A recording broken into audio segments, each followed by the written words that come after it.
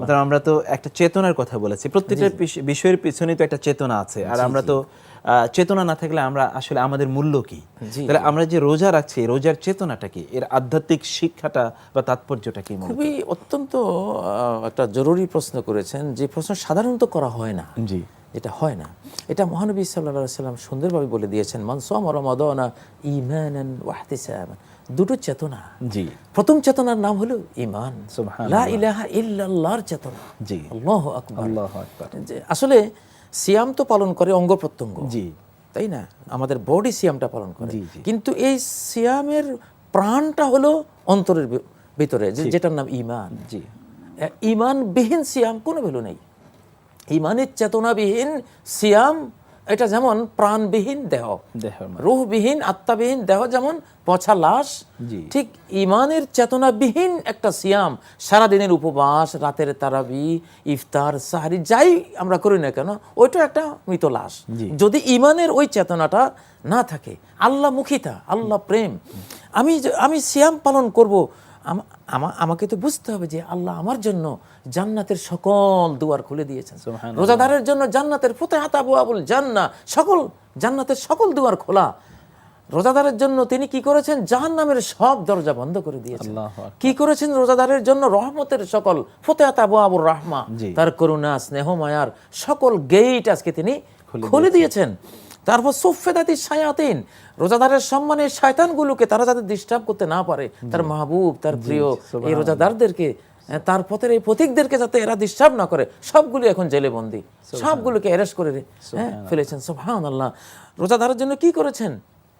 একজন ফেরেশতা প্রতি রাত তাদেরকে আহ্বান জানায়, ইয়া বাগিয়াল খাইরে আকবেল, ওহে কল্যাণকামী, তুমি এগিয়ে আসো। তার জন্য তার প্রতিটি কাজের সওয়াব কত গুণ, 70 গুণ বাড়িয়ে দিয়েছেন। তো এই যে এত কিছু করেছেন আল্লাহ তাআলা আমার জন্য, আমি রোজাদার, আমি কি করেছি আল্লাহর জন্য? আমি কি আমার মনটাকে পুরো আল্লাহর জন্য খুলে দিয়েছি? আমার মনের সকল গেট তার জন্য, তার সন্তোষের জন্য, তার ভালোবাসা পাওয়ার জন্য আমি কি উন্মুক্ত করে দিয়েছি? আসলে সিয়ামের যে মূল প্রাণটা, এটা হলো ঈমান, এটা থাকে অন্তরে। ঈমান যার যত বড়, তার সিয়ামের গ্রহণযোগ্যতাও তত বড়। হুব্বুল্লাহ, তার অন্তরে আল্লাহমুখিতা, যে আল্লাহ যে বলেছেন, মান তাকাররাবা ইলাইয়া শিবরান তাকাররাবতু ইলাইহি জিরাআন, এক বিঘত যদি আমার দিকে এগিয়ে আসে মন দিয়ে, আল্লাহর দিকে এগিয়ে যাওয়া তো বডি দিয়ে হয় না, হৃদয় দিয়ে। বডিটা দুনিয়াতে পড়ে আছে, রোজাদারের বডিটা পৃথিবীতে পড়ে আছে, তার মনটা আল্লাহর আরশের ওখানে চলে গেছে। এই যদি হয় তাহলে তো সে আল্লাহর দিকে এগিয়ে গেল। আল্লাহ বলেন যে তুমি 1 বিঘা যদি আগাও, আমি 1 হাত আগাবো, তুমি 1 হাত যদি আগাও, 2 হাত আগাবো, তুমি যদি হেঁটে আগাও, আমি আতাই তু হারো বলা, আমি দৌড়ে দৌড়ে তোমার দিকে আগাবো।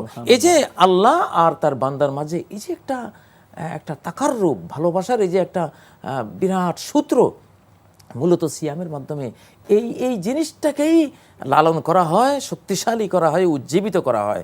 তো আপনি যেটা আজকে প্রশ্ন করেছেন, এটা হলো রোজার সমস্ত মাসালার বড় মাসালা। জি, এটা হলো ফিকহে আকবার, আল ফিকহুল আকবার। এটা আল ফিকহুল আকবার, যে সিয়ামের আর কোনো উদ্দেশ্য নাই। আমার মন থেকে গায়রুল্লাহকে বিতাড়িত করে দিলাম। মাটির তৈরি, পাথরের তৈরি মূর্তি আজকে আমার অন্তরে, এগুলির কোনো মায়া আমার অন্তরে নাই, বিতাড়িত করলাম। কোনো তন্ত্র মন্ত্রের মায়া আমার অন্তরে নাই, কোরআনের মায়া আমার অন্তরে, ওগুলো আমি বিতাড়িত করলাম। কোনো মতবাদের মায়া আমার অন্তরে নাই, শুধু আল্লাহবাদের মায়া আমার অন্তরে আছে, আমার অন্তরে, তার মাধ্যমে আমি উজ্জীবিত হয়েছি। জি, এটা এই যে ইখলাসের মাসালাটা, যেটা সাধারণত আলোচনায় কম আসে, কিন্তু মূলত আসলে সিয়াম মূল তো এটাই। প্রাণ নাই তো কি আছে? কিছুই নাই। তোমার চেতনাটা কি, ঈমানটা কি? এবং মহানবী সাল্লাল্লাহু আলাইহি ওয়াসাল্লাম সেটাই বলেছেন, মান সামা রমাদানা ঈমানান ওয়া ইহতিসাবান। ঈমান যদি তাকে বাধ্য করে, ঈমান যদি তাকে বিতাড়িত করে, তাড়ায়, ঈমান তাকে তাড়া দিচ্ছে, আরে সাহরি খাও, সিয়াম পালন করো, ঘুমিয়ে আছো কেন? যদি ঈমান তাকে জাগায়, ঈমান তাকে উদ্বুদ্ধ করে, তাহলে এই সিয়ামের ফল কি হবে? ওফের আল্লাহু মা তাকাদ্দামা মিন যামবি, তার অতীত জীবনের সমস্ত গ্লানি, পাপাচার, কলঙ্ক, কালিমা সব ধুয়ে মুছে সাফ হয়ে গেল তার জন্য। তো আসলে এই মাসালাটাই আমাদের সবচেয়ে বেশি জরুরি। বেশি জরুরি। নাহলে তো আমরা যদি এই ঈমানবিহীন রোজা রাখি তাহলে তো অন্যদের উপবাস বা ফাস্টিং না, কোনো এটাই লাভ এরকম হলো, তাতে কি আসে যায়? কি আসে বহু লোকই তো না খেয়ে থাকে, তাতে তো তার সেটা সিয়াম হয় না। না, সিয়াম হয় না, সেই সিয়াম হয় না। মেডিকেল সিয়ামও তো আছে আজকে। ডাক্তারের সিয়াম মানুষ পালন করে, ওতে কি আল্লাহ খুশি হবেন? এই জন্য তো ইয়া আইয়ুহাল্লাযিনা আমানু বলে আল্লাহ ডাক দিয়েছেন, কুতিবা আলাইকুমুস সিয়াম।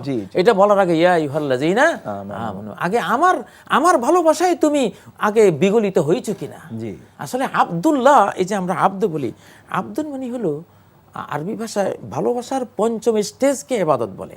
জি, পঞ্চম সর্বোচ্চ চূড়ান্ত যে স্টেজে গেলে একজন একটা মানুষ তার প্রিয়ের জন্য সে গলিত বিগলিত হয়ে একেবারে নিজেকে বিলীন, জান কোরবান করে দেয়। কুল ইন্না সালাতি ওয়া নুসুকি ওয়া মাহইয়ায়া ওয়া মামাতি লিল্লাহি রাব্বিল আলামিন। আমার সালাত, আমার কোরবানি সমস্ত ইবাদত, বরং আমার বেঁচে থাকা এটাও মহান আল্লাহ, এটা আল্লাহর জন্য। যেদিন মরবো, মরাটাও আল্লাহর জন্য মরবো। সুবহানাল্লাহ। তা আর থাকে কি? তো এইটাই তো আল্লাহ চান। এই জন্য বলেছেন ইল্লা সাওম ফাইন্নাহু লি ওয়া আনা আজজি। হ্যাঁ, এই সাওমটা আমার, কারণ সে আমার জন্য হয়ে গেছে, আমার জন্য সবকিছু বর্জন করেছে। দুনিয়ার মোহগ্রস্ত ছিল, সেই মোহ আজকে আর নেই। ইফতারের আর 5 মিনিট বাকি, সারা দুনিয়ার মানুষ তাকে বললেও সে ওই মিনিট শেষ হওয়ার আগে খাবে না। তাহলে সে আমাকে কতটা প্রাধান্য দিচ্ছে আজকে। আসলে এটা এই যে একটা মোহাব্বতের সুতোই যে গাঁথা রব্বুল আলমীর সাথে একজন রোজাদার, এটাই হলো তার মূল মাসালাটা। এখানে দেখা গেল একটা সিয়াম কোটি সিয়ামের থেকে এক সিয়ামের ওয়েট বেশি, অনেক বেশি হবে।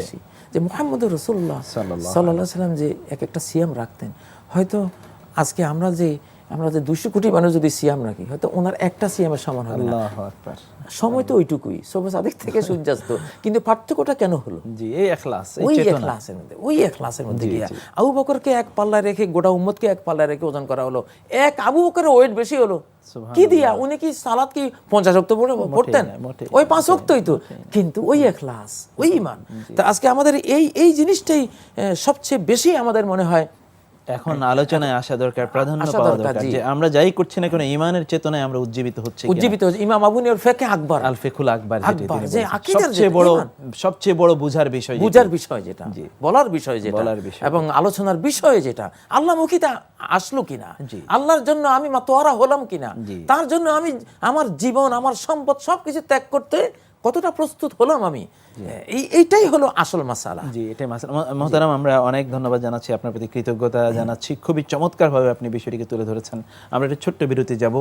দর্শক দেখছেন RSRM বরকতময় সাহারি অনুষ্ঠানটি। আমরা খুবই গুরুত্বপূর্ণ একটি বিষয়ে আলোচনা করছি, যে চেতনার কথা আমরা বলি, যে চেতনা আমাদেরকে বাঁচিয়ে রাখে, যে চেতনার জন্য আমরা বেঁচে থাকি, যে চেতনা আমাদেরকে কাজে ধাবিত করে, উজ্জীবিত করে, আমাদেরকে কোনো একটি কাজের জন্য অনুপ্রাণিত করে। সেই চেতনা তো হচ্ছে আসলে ঈমানি চেতনা। সেই চেতনার মাধ্যমে উজ্জীবিত হয়ে আমরা আমাদের রোজাগুলো রাখবো, সেই বিষয়ে আরও আলোচনা করবো ইনশাআল্লাহ। আল্লাহু আকবার। আমরা এই অনুষ্ঠানে আজকে আলোচনা করছিলাম একজন রোজাদার ব্যক্তির জন্য অত্যন্ত গুরুত্বপূর্ণ কিছু মাসালা আছে, মাসাইল, যেগুলো আমরা জানতে চেষ্টা করি। সবচেয়ে বড় মাসালার কথা আপনি বলেছেন, যে ঈমানের মাসালায়, অতএব ঈমান নিয়ে যাতে আমরা আমাদের এই ঈমানের মানে হচ্ছে আল্লাহর সন্তুষ্টির জন্য শুধুমাত্র, যেটি পরের শব্দে আল্লাহ সুবহানাহু রাসূল সাল্লাল্লাহু আলাইহি ওয়াসাল্লাম যে কথা বলেছেন। জি, যে আমরা তাহলে ওখানে আপনি ঢুকলেন ওয়াহতিসাবান, ইহতিসাব, তা মানে প্রত্যাশা। সিয়াম একটা প্রত্যাশা তার থাকতে হবে। জি, সেটা হচ্ছে আল্লাহ, একটা চেতনা থাকতে হবে। আবার এই চেতনাটা সে কেন নিল, তার একটা আশাও থাকতে হবে, একটা স্বপ্ন থাকতে হবে, একটা অভিলাষ, একটা স্বাদ, তুমি কি চাও। জি, তো আমরা জানি যে আল্লাহ বলছেন যে ইল্লা সাওম ফাইন্নাহু লি ওয়া আনা উজজা বিহি, একটা বর্ণনাও আছে যে সিয়ামের জাযা, বিনিময়, পুরস্কার আমি নিজে। সুবহানাল্লাহ, সুবহানাল্লাহ। তাহলে তো এখানে রোজাদারকে বলে দেয়া হলো, তুমি খবরদার অন্য কোনো কিছু চাইতে পারবা না। হ্যাঁ, জান্নাত চাওয়া তোমার জন্য লস। জান্নাত চাওয়া জায়েজ, জি, ওটা চাইবা, কিন্তু আমাকে পাইলে তো বড় একটা লক্ষ্য আছে, আমাকে চাও, আমাকে চাও। বাদশা হারুনের একটা নিয়ম ছিল, তার কৃতদাসী যারা ছিল, উনি বছরে একবার তাদেরকে খুব পুরস্কৃত করতেন। মণি, মুক্তা, হীরা, জহরতের এক একটা মানে গিফট এক একটা কৃতদাসীকে দিতেন।